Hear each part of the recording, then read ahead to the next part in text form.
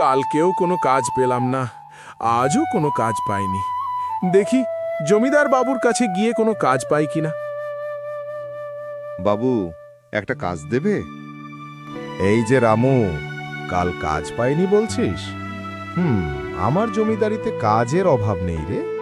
কিন্তু আগে বল, কাজ করবি না শুধু পুকুর পাড়ে বসে গল্প করবি? আমার খামারে ধান কাটা, গরু দেখাশোনা আর বাগানে আম পাহারা দিতে হবে। কাজ করলে মজুরি পাবি, আর ফাঁকি দিলে এই জমিদার বাবুর চোখ কিন্তু খুব তীক্ষ্ণ। চল কাজ শুরু কর, না হলে আজকে দুপুরের ভাত কিন্তু মিস হয়ে যাবে। এই বলে রামু জমিদার বাবুর পেছনে পেছনে খামারের দিকে হাঁটতে লাগলো, মাটির রাস্তা ধরে।